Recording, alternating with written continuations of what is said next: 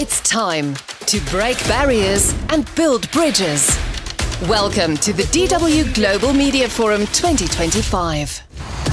In times of crises, conflicts and fake news, free and unbiased information is more important than ever, but it's becoming increasingly difficult to access. Let's exchange ideas and insights on how to strengthen journalism. Together, we see the DW Global Media Forum 2025. Welcome back, everyone. It's the last time we're showing this video, I promise. I know some of you already know the words by heart. It is our final hour together, at least for the official part of the GMF. So happy to have you with us. I believe the sun is shining outside, and that is why we've lost some of the participants. They're still hanging out outside. Next time, maybe we should move the GMF to the winter, and then everybody will be indoors. All right, we want to know how you liked the GMF so far. So we want you to take part in a very quick survey that we have. Just scan this QR code and answer the following question. What will you remember best about the Global Media Forum 25? You can write a word, you can write a sentence. Please give us your feedback. We very much appreciate it. Just scan the QR code. All right, we have time for one final panel, and for that, I'm going to ask our head of news, Max Hofmann, to join me here on stage. Welcome, Max. Okay, so what will you remember best about this year's Global Media Forum? I think the best is yet to come. Oh, all right. So tell us, what is See your y'all panel on going the to be about? And what's your panel going to be about? I mean, we've, with everything that's going on, economic pressure, AI, we've heard a lot about those aspects already. It's increasingly hard to keep up morale, I assume in any newsroom around the world at the moment. But there are ways to do this, and we'll discuss those. So it's supposed to be a hopeful panel. Yes, an empowering panel. Empowering panel, Yeah. exactly. All right. So are we going to watch a video? I hope so. Trailer? Is it gonna? Yes, please, film up.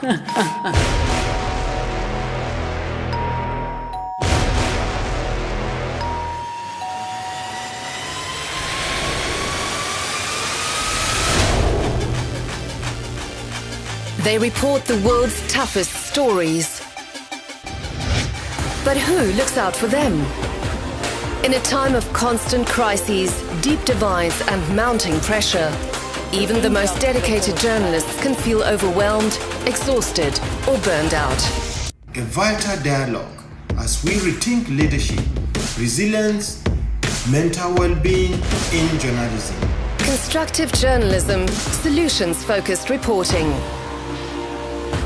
Can new approaches bring relief, resilience, and... Here today, also founder and CEO of the Bond Institute, which expert on a lot of aspects that we're going to touch today.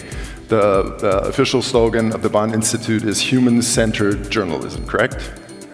Very good. All right. And then we have Azaz Syed from Pakistan. And everybody who's from the region, of course, knows him. One of the most prominent and decorated journalists of the region, and also someone who has been threatened repeatedly in his own country, so he also knows a thing or two about how to keep your head up in journalism and in the newsroom. I would like to start with you, Olga. And actually that question, we have a chat beforehand, what should we talk about? And the question came from Olga, but it is the question. Especially recently, you might spend a night in a bunker because of the bombings or the drone attacks, and then you go straight to the newsroom. How do you keep your head up in a situation like that? Thank you for the question, which was my question. Exactly, so you're thanking yourself. I just wanted to start by saying that when I got the invitation for this event, and the email said, we want to have you on the panel called How to Keep Your Head Up in the Newsroom, I sent the screenshot of that to the chat with my editors, and I said, I don't know if I know how. But I had some time to reflect, and indeed, as you said, just to set the context for my end of the conversation, the security situation in Kyiv, where my team is based, has been deteriorating. And if in the previous, my God, what is it, 3 years of the full-scale war, the decisions you had to deal with is sending people to the front line, and the main danger would occur there. Now we have intensified attacks by Russia on Kyiv. And just to, maybe to explain a little bit what that means, is that imagine like a 5, 6, 7 hour long air raid alert, which means that the attack is ongoing, and incoming targeting your city is several hundred attack drones. The drones are this cheap weapon that Russia uses against Ukrainian cities, and they can afford now to send over 500 of them in one attack. And as a bonus thing, also ballistic missiles come. And this is happening over the course of several hours. Usually starts around midnight. And that means that you need to make a decision. Either you stay at home and you just risk it, which many people do, or you go to a shelter, which is usually, it means a metro station, basement of your building, an underground parking lot if you have one in your building. Not perfect conditions to spend the night.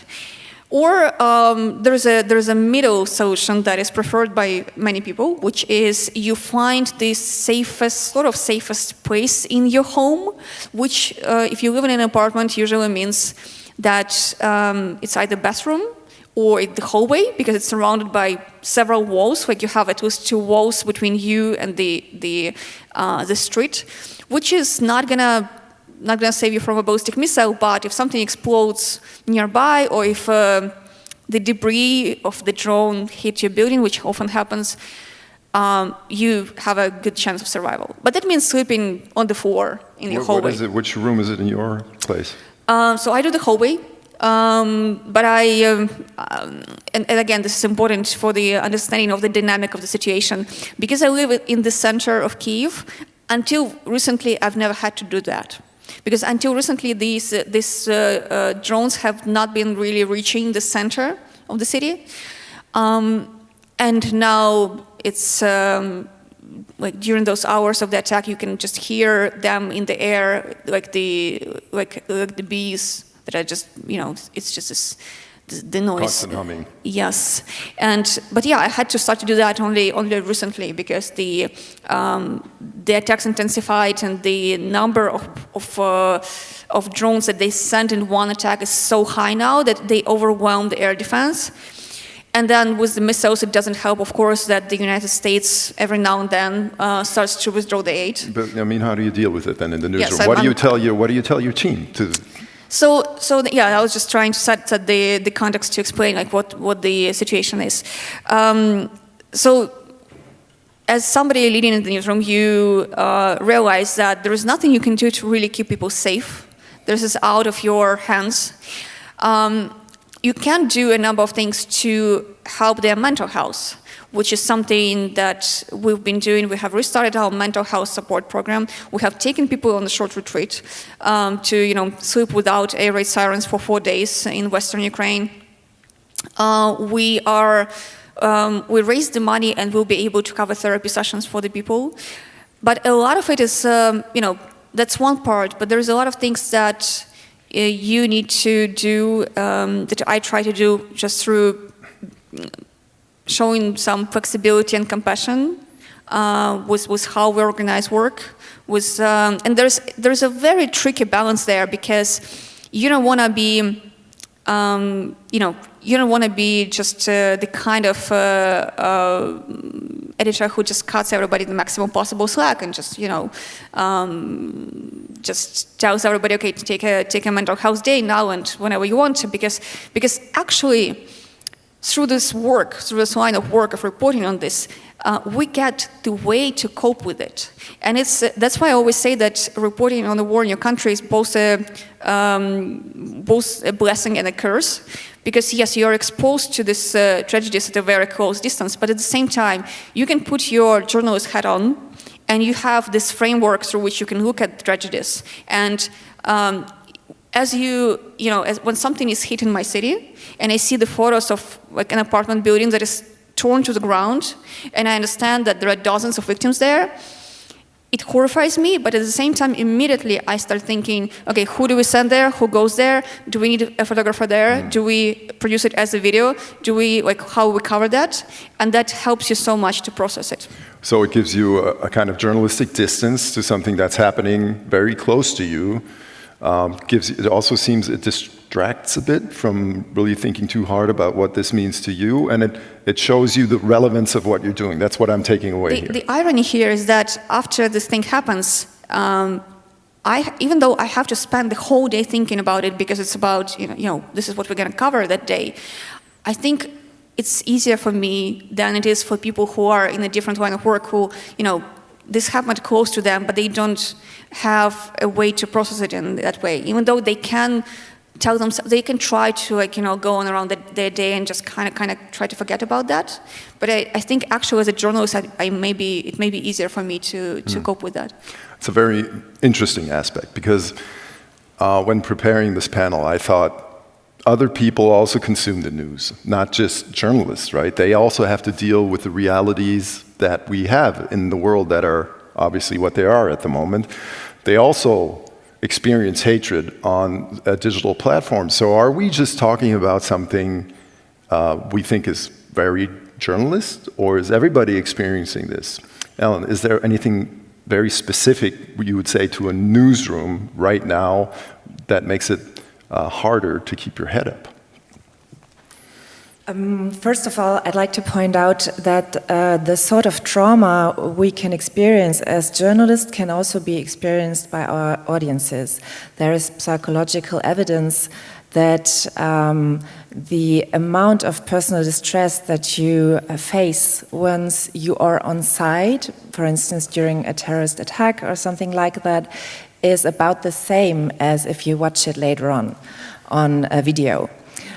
Which also leads to the conclusion that those in our newsrooms who are constantly preoccupied with, for instance, feed material from all around the world, where, most of this footage is centered around wars and conflicts and natural disasters, other news events that we find worth reporting on, they are exposed to this sort of very distressing material. And of course, it adds up as they also face time pressure, right? And they don't get a break. So the material as such has got the potential to be traumatizing. Of course, that differs from person to person. But in the newsroom, there are also other factors that add up and create, in the worst possible case, some sort of constant and severe stress that can be potentially very harmful for our colleagues in the newsrooms. And of course, it's just almost the same for those reporters on the ground who are also always on a deadline and exposed to a lot of violence potentially.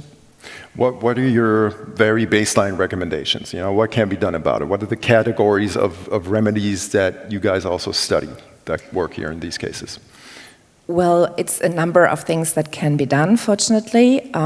Some are actually on the personal level. So we in the newsroom get trained to ignore signals in our bodies, such as for me, it was migraines for a long time.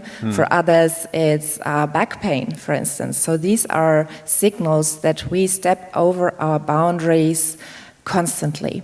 And I think we should be grateful to understand that our body is trying to help us and protect us, and then act accordingly, if possible, take a break. But of course, there's also things to be done on the organizational level, such as management techniques that consider staff members as people who have a body and a soul and need a break from time to time, and maybe they also need access to counseling if necessary, as Olga's just explained. And we also have to look after our newsroom staff members in a way that we give them a break from time to time.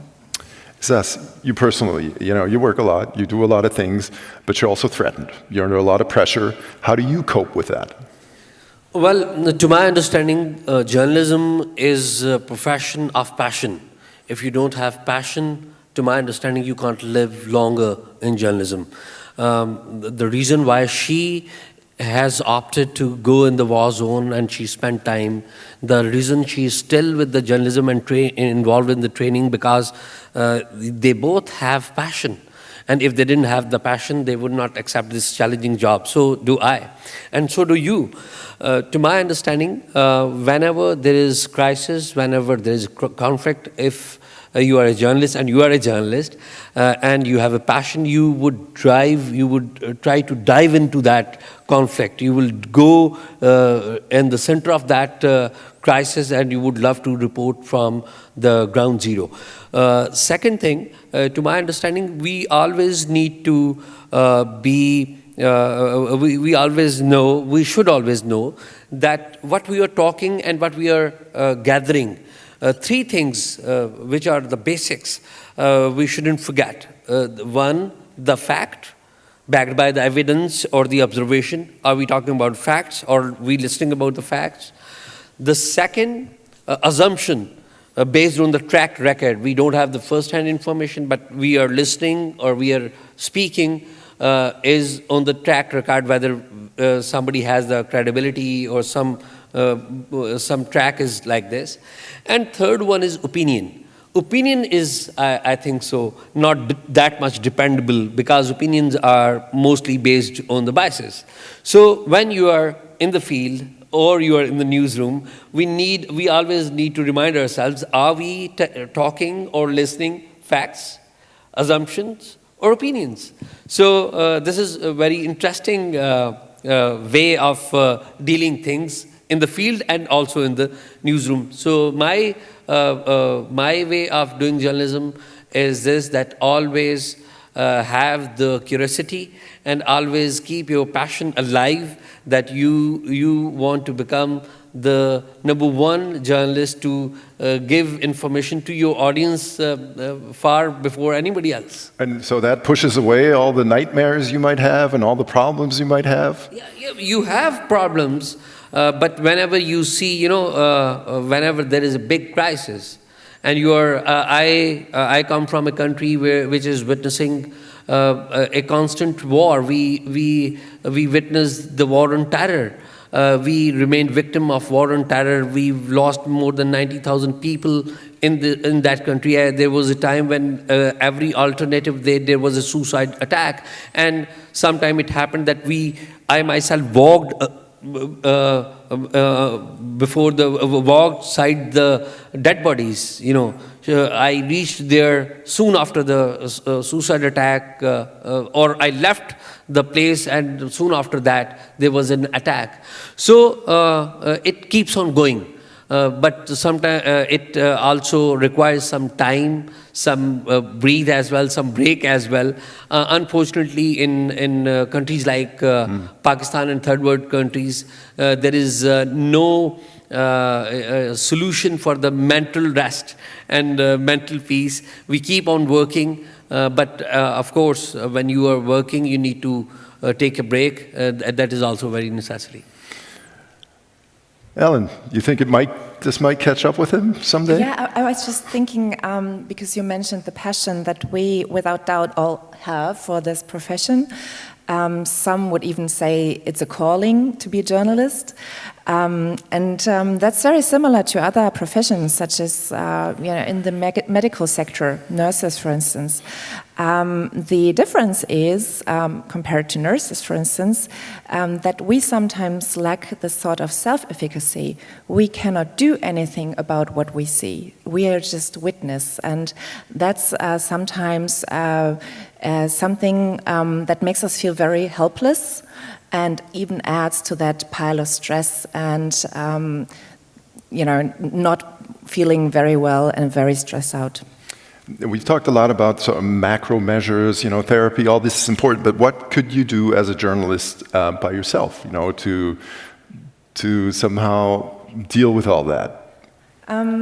Well, I told you yesterday night, I talked a lot to journalists from Ukraine, and I was a bit reluctant to open up about a research we were doing at the Bonn Institute that was centering around news avoidance when it comes to reports about the war in Ukraine, here in Germany.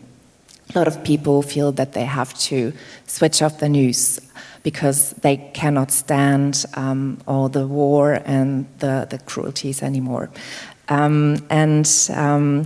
I presented the findings of our study in front of all these journalists in Poland, Ukrainian journalists, many of them, and they said, actually, we feel this. And we also have coping mechanisms. One of them is, from time to time, we have to report about something that's going well. Tell a story about people that are rebuilding in times of war, that are helping each other out. They find ways to survive. So not portray people as helpless victims all the time. So this is something that is actually very much wanted by our audiences. That's what we know from a lot of studies around news avoidance, that people also want to see reports on how people are coping, even in the most miserable times. And it's also helping journalists to, from time to time, not just focus on all that's going wrong in the world, but also, shed some light on what's going well. Olga, do you do that? Constructive reporting? No? No. Well, I'm just, it's my take on constructive reporting in our context. I'm sure if you're, if you're a reporter in a, for example, you cover Bonn for the local community, and there is I think a lot of space where we can go for solution-oriented journalism or constructive reporting, and I don't know. I'm just imagining if you're covering some tumultuous situation with in the city and the soldiers are not taking the right measures, you can look for somebody who's going to say this, what's the solution's going to be, or so you have ways to do that. But when you cover something like a war, there is, I can't really do a positive spin or solution-oriented spin on most of the stories that we cover. But at the same time, I don't think it's a bad thing. I don't think it's a bad thing that we can't do a positive spin. Sometimes, we like to talk about, and it was on the presentation video, we like to talk now about how journalism needs to be constructive and offer solutions, but sometimes journalism is just about pointing out something that is very much wrong, and just screaming about that and just drawing attention to that. When a 9-story apartment building is razed to the ground in Kyiv with dozens of people trapped under the debris, just writing or doing a video about that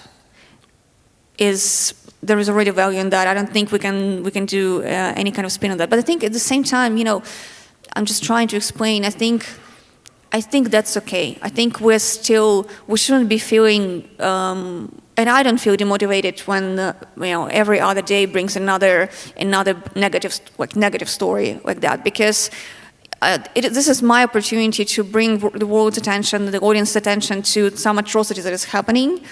And that's already a positive thing, that I have this, as a journalist, I have this this way of doing that. So to me, this is, this action of reporting on that already has a positive spin on it. You mentioned earlier, Azaz, that there's basically your employers, they don't, they don't see the problem that much. You just keep on going, you have the passion, and when you experience something terrible, you'll go on to the next thing. If there was more awareness with media organizations in Pakistan, what would you like them to do? I think in Pakistan and third world countries, media organizations, they need to install their systems for the reporters who cover the conflict and things like that, wars, and they need to have a robust system for the mental health of the reporters. Unfortunately, there is most of the media organizations, they don't have this system, and they keep their reporters working as well. There are two ways. One, reporter is working, but there are times when the organization also tells the reporters to keep on working because nobody else probably wants to be there. So I think so these kind of systems and trainings, they should be there. There are certain organizations in Pakistan which follow the higher standards of such things in Pakistan. When they send their reporters to the conflict-hit areas, they do proper documentation of there, and they also provide all the security gadgets to them. But at the same time, there are organizations which don't afford such kind of things, and they also don't care about the mental health thing in different countries. Yeah. Understood. I would probably like to open up the floor for some questions because there are also a lot of journalists here who work in newsrooms. But first, I would like to ask you a question. Because if you look at the economic pressure, the disinformation, the hatred that our profession experiences nowadays, my question to you is, if you have children or imagine you have children, would you recommend to them to become a journalist in this time? And maybe we can look at the answer later on, because that's always the question, we all think journalism is important, but if that's the measuring, if you recommend it or you don't recommend it to your kids because you think they'll be happy or not happy with this. And do we have any questions from the audience? Hand up over there.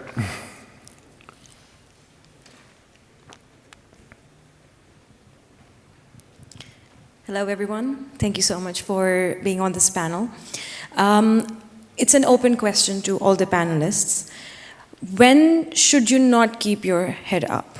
When should you actually stop as a journalist? What would you say to that? You can go first.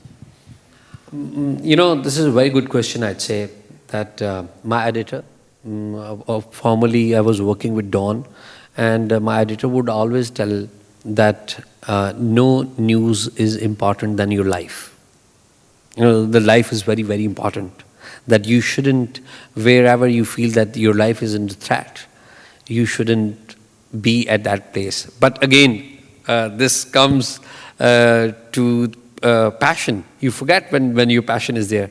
I remember exactly when in July 2021, Taliban, they were taking over different parts of Afghanistan, and they were heading towards Kabul. And you know that Pakistan is bordering with Afghanistan, and Pakistan and Afghanistan doesn't enjoy very good relations. So at that time, I was the first Pakistani journalist who decided to be in Kabul. So everyone stopped me not to be in Kabul, But again, it was not only myself. I saw many international journalists who were there. On 27th of August, when Abe Gate, bombing happened, I was very much there at the near the airport, and there is film of not only mine. There are many other international journalists who were there. But again, we should try our best to keep reminding ourselves that no story is more important than our lives. Are you sure you're doing that? Yeah, everyone, again, Max is a very good question. Again, everyone has his own calculation of threat. Probably you are having a different calculation of threat, and myself, I am having a different calculation of threat. Every journalist has his own decisions to make. So you're never in a situation where you say, I shouldn't have done that. That was too dangerous. That was a close call. When I look back now, look back my reporting in Afghanistan, there was a time when a Taliban, militant, he loaded his AK-47 on me, and he was, I don't know what would have happened if I would have given him one more argument, but I stopped. But I just look back, I said that I shouldn't have spoken, I shouldn't have been there. There are certain areas. But again, we should keep reminding ourselves that no news is important than your life. Wondered whether that actually helps then with the mental health aspect of it, but it's certainly a good plan to stay alive, no question about that. Ellen, you mentioned earlier that some journalists can't even bear their own product anymore, because it's all about disaster, wars, and all that. And what kind of product do you see, should we produce that, not only our audiences wouldn't avoid it, but also we could bear it, which is kind of the same symptom? Yeah, actually, that's a quote from one conversation I had at Der Spiegel. It's a German weekly magazine focusing very much on investigations. And one of the editors there told me, on the weekends, I just can't bear it anymore. I totally switch off. I am actually a news avoider myself. So, and that happens frequently, that journalists are telling me, it's really getting too much. And a lot of them appreciate when we discuss that even our audiences tell us that it's getting too much, and that audiences would like to see a better balance of stories about what's going wrong, and where we can also see hope, innovation, solutions, and these things. And I think that's a good way to go. Of course, other people from Der Spiegel told me it doesn't work with their magazine and their audience. So that's not the silver bullet. It doesn't work. Olga also said it doesn't work for her publication. So everyone's got to find out for themselves. I just think what we should really pay attention to is what our audiences generally say, and many say what would be helpful, for instance, when it comes to war reporting, we've done a research on that at the Bonn Institute, is more focus on humans and how they are coping. So do not focus, for instance, when it comes to Ukraine, on what Putin is saying all the time, and on the battlegrounds and the cruelties all the time, because this can really create a feeling of a quiet helplessness in our audiences as well as with journalists. Instead, please also focus on how ordinary people are coping, how they're helping each other out, because that's really relevant information for many also here in our audiences, not just in Ukraine. And I think there is a lot of stories to be told. It's just that traditionally in newsrooms, they are not considered to be relevant. And I think this could really change a bit. So open your eyes and see all the potential of stories that are out there, not just, the bad news. Yeah, I just wanted to follow up and add something that I remembered because of something that you said, to have something, something like a solution for the end of this discussion. Something that's really been helping our newsroom is the connection with our community. And I've never before worked in a place that had such a strong and such a direct link with the community, because the Kyiv Independent is a reader-funded organization. We have 20,000 members who support us. And they are the people that we maintain communication with. So we have... So no communication with people that are not members, right? No, there is, of course. Okay. I mean, they can send emails and comment, and they can also give feedback. But this core of the audience that is literally invested, they have been so helpful, not just for feedback, but also for support. And we have been doing something that is very uncomfortable and unusual for journalists, which is telling our own story as well. We're not adding ourselves to the stories we report. So on the website, you will see traditional stories with the, they're not opinionated, not editorialized. But at the same time, through other channels of communication, like direct emails to the audience or social media, you will see us immersing ourselves a bit, telling them a bit about how this recent time with amplified attacks has been for us as people living in Kyiv and so on. And they are interested, they're grateful for that, and they respond overwhelmingly with, just messages of support, just reactions, and it helps so much. It's, if you ever have a chance to send an email to a journalist or like anyone just saying good job. Good job, and it can find, this email can find you as a journalist in the exactly right moment when you have been having a crappy day, and this one line from a stranger can really be a lifeline. But, I mean, you must be the target of Russian trolls, too, right? To a certain, you must get a lot of negative feedback as well, but doesn't matter then, or as much? We have been getting, I don't know if they are Russians, I think they are Westerners who have been exposed to Russian propaganda, but there are sometimes emails and comments, especially on YouTube, I don't know why, but Russia's gonna win, can't wait for all of you to die, and so on and so on. But to be honest, they're drowning in the ocean of support. And I hope that's gonna stay that way.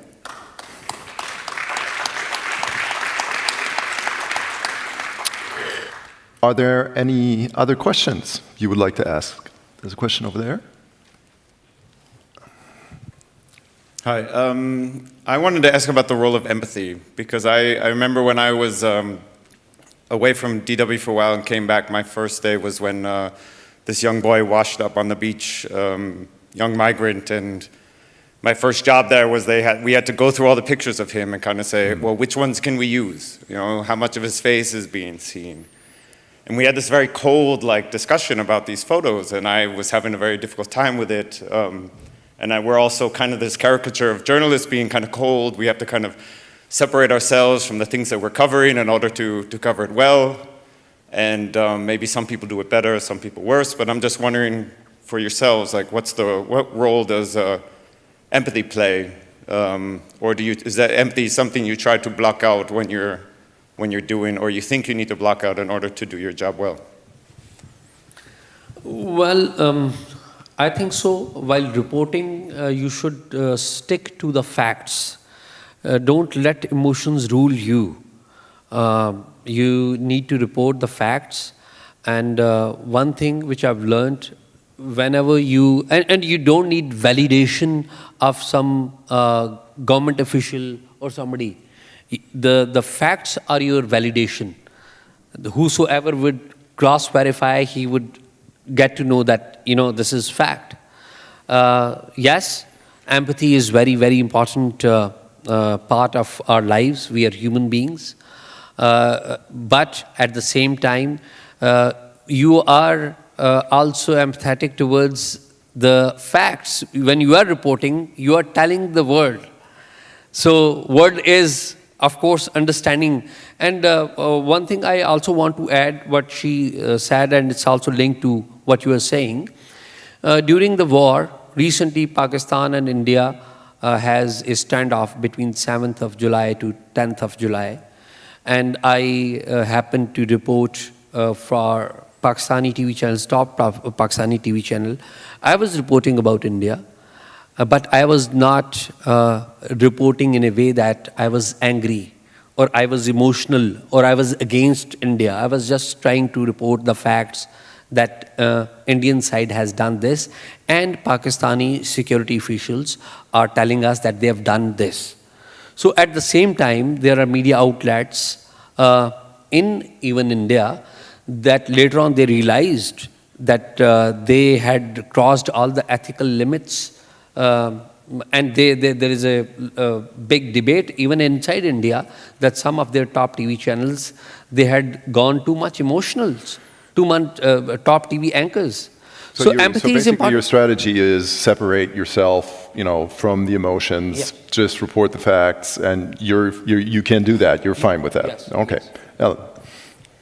I actually believe that journalism could do with a little bit more emotions, to be honest. We witness a decrease in trust, for instance, in journalism worldwide, and I think if journalism would become a little bit more humane, meaning that we do not just target people's cognition by fact-checking, etc., but also acknowledge that there are emotions at play, and that we as journalists allow ourselves to be empathetic while maintaining our professional distance, we would do a much better job.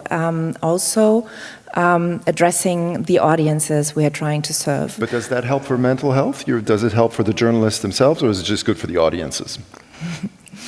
I think if you as a journalist acknowledge that you are a holistic being with a head and a heart, you are far better off than by trying to switch off your emotions and suppress your feelings. Yes. Olga, would you like to say something?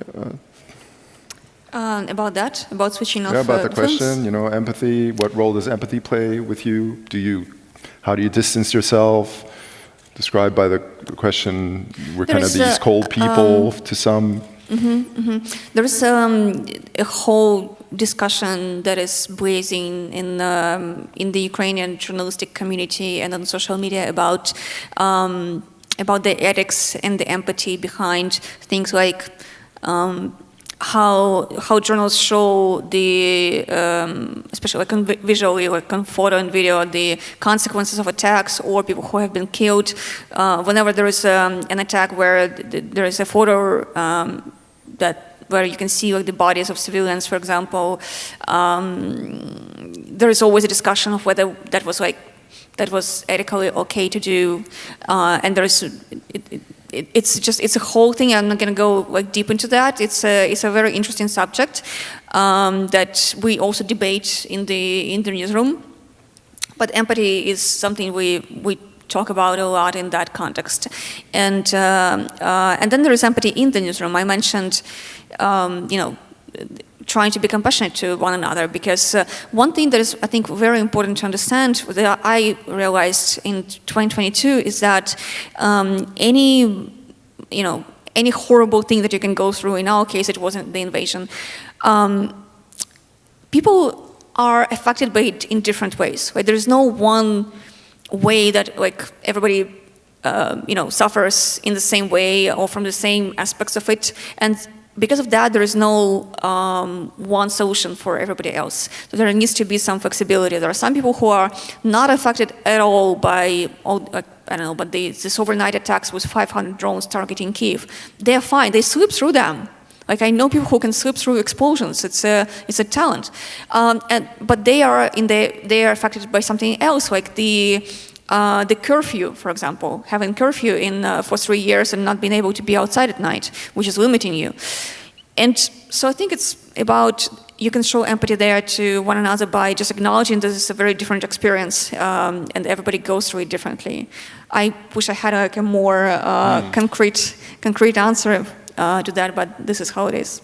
I'll add one more line. I think so empathy is very, very important. No second opinion about it. This is why you are reporting.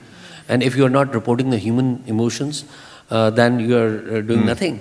But at the same time, empathy and emotions shouldn't overrule your basic responsibility of collecting the facts and reporting it to the people. So this is the baseline. We probably have time for one more question. Way up there. Hi, my name is Nick. I'm a journalist. I have one question to Azaz and one to Olga. So I just checked in with an Afghan journalist who I know who left Afghanistan. He sold everything. He was forced to leave and he went to Pakistan. And he's been waiting for almost 2.5 years, I think, for a visa. And actually many of the other Afghans who were promised to be able to be relocated to Germany were then denied. And he still doesn't know. So if you were speaking to the German government, since you've been also reporting in Afghanistan. Like, what is the gap? What is it that they don't understand about what these Afghan journalists have gone through, and why is there not more an urgency for them to be brought to Germany? And it's not exactly a mental health question, right? Or how to keep your head up in the newsroom. Is it? I mean, I'm not saying it's not important. Well, but I would say for these journalists who are waiting and who are still trying to practice their profession and who have left everything in Afghanistan, I would say that it is, because they want to be able to also be able to report in Germany. And I mean, if you want to say something briefly about that, no problem. It's obviously something you two can probably discuss later then. Yeah, I think so. I don't represent the government of Pakistan, neither I represent Germany, but at the same time, I accept that there are a number of journalists in Pakistan who have migrated after the Taliban takeover in Afghanistan back in 2021, and they are in a miserable situation because Pakistan has also announced a crackdown against all those who are living without visa. And Pakistan has a stance that no foreigner is allowed to live even in any European country without the visa. So a crackdown is going down. At the same time, yes, there should be an empathy. I agree with you, and further details we can discuss later on. Yeah. Okay, thanks for that. Maybe to wrap it up, some off-the-cuff models you've heard, you know, where people are trying interesting new things to keep up morale, to keep the heads up in the newsrooms. You mentioned what you're doing, retreats in Western Ukraine, therapy sessions. I've heard of a Canadian newspaper that has a happiness reporter. You probably heard about that too, Ellen. Are there any other kind of new ideas you've heard of that might be worth sharing here? Well, there are actually ancient ideas. Okay. And Olga has mentioned one, it's community. So you can reach out to your audiences and have a dialogue and get some sort of encouragement from them. And at the same time, I think it's also time to rethink corporate cultures and newsrooms, because our colleagues and us, we can also be a community and help each other out. So for a long time I grew up in journalism with like the tough guy being on the front lines, being the role model of our journalists, and maybe it's time to rethink that and to allow a little bit more empathy also into our newsrooms for ourselves, for each other, and help each other out in tough times. Less tough guy, more empathy. And I waited a while to tell you what you're seeing anyway up there, which is the result of the question. Would you encourage your children to become a journalist with everything that's going on and with difficulties in the newsroom? I've been waiting because the no was kind of ramping up towards the end. I don't know if you noticed, but we're still there with almost 55% yes. We'll take that as a good sign. I'm sure it would have been more 20 years ago. What do you think, Peter? Well, it could be better than a reunion of journalists. But on the other hand, I would say if my children choose not to become journalists, but if there had been one who has been full of passion, and I think that's the colleague from Pakistan said, if you have passion, become a journalist. It's the greatest job in the world. But you won't get very rich, and you'll get a lot of enemies. But the rest is great. The rest is great. Thank you, everybody.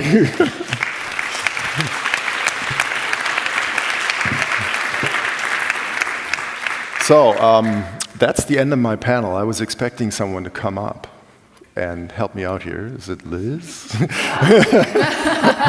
You think I've left the building? Thank you No. Thanks. Take your phone. Oh, is that my phone? No, that's my phone. Thanks. Thank you, Max. Thank you to your wonderful panel. So it is time for our last segment of the day, and for that, I'd like to ask Peter Limburg to join me here on stage. Welcome. Let's give him a big round of applause, even though it's not his birthday. Welcome. Okay, so we had asked you, those of you who were punctual for Max's panel, we had asked you what you will remember best about this year's Global Media Forum. And now we're going to take a look at the results. Okay, I'm going to just turn and read from here.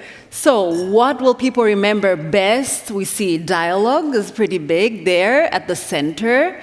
The birthday song. Wonderful. Okay, Broligarchy, Carol Cadwallader, of course, Olga, who was just on the panel. Brilliant. What else is catching your eye, Peter? I'm missing Liz Show. Thank you. I wrote it. Where is it? Thank you. But let's focus. Let's focus on what is up there. Okay, so birthday song again, I'm seeing it up there. Diversity, DW head office. Some people are, of course, across the street there at DW headquarters. So thank you very much for the feedback. And now, of course, I have to ask you, what was the highlight for you at this year's GMF? I think, yes, the birthday song was a kind of a highlight too. But, and the cake yesterday. Yeah, we also had cake. So it was very warm and nice and friendly. But I think, as always, the Freedom of Speech Award is one highlight for me personally. And also that we come to the hopefully perfect organization. And I think I would like to really thank the whole team around Michael Münz and Benjamin Pagan and everybody else who made this possible, because it is not so easy.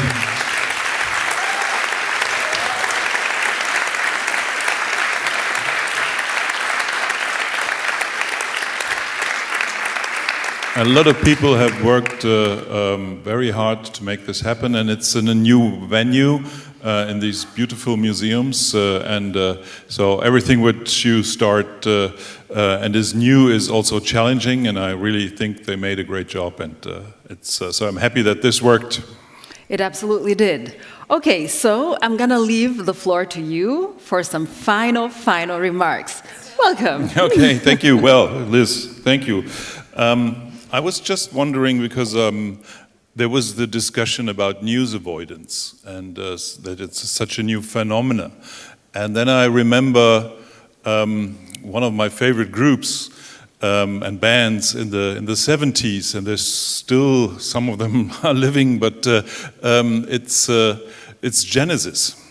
And even Generation Z might know what Genesis is. And they made a song in 1976, and it proves that news avoidance is not such a new phenomenon. The title of the song is Blood on the Rooftops. And in there is a line, "Let's skip the news, boy. I'll make some tea. The Arabs and the Jews, boy, too much for me. They get me confused, boy, puts me off to sleep. And the thing I hate, oh Lord, is staying up night to watch some debate on some nation's fate."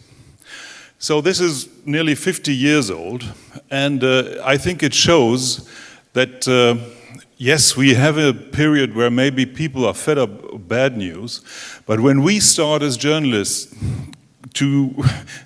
starting to get also into news avoidance, I think this would be not a good sign. I think we must keep on following the news. We must transport the news. We must say what happened. That's our duty. That's why we are here. And so, yes, people come and go, and there are new platforms, there are new ways of how to deliver news, but I'm 100% sure that the interest in what we're doing is still there. We sometimes have to find the better way to bring it to our audiences, but let's not get depressed about our profession. It's changing. Everything around us is changing, but journalism and going out and asking people how they feel, what happened, what is it all about, and to be compassionate with people out there who live through difficult phases, and also show great things, show things that work, show funny things, make people happy. All this is journalism. And so I think we shouldn't be too depressed, especially not after these 2 days. And we have a beautiful job. And journalism is the best job in the world, I just said it. And like a BBC colleague once told me, journalism is a lousy job, but still better than work. So I think this is something which we can take with us, which I always took with us, with me when there was let's say, when I had a bad day. I really want to thank you all for coming. It has been another great GMF, and I wish you all a very good evening, wherever you are.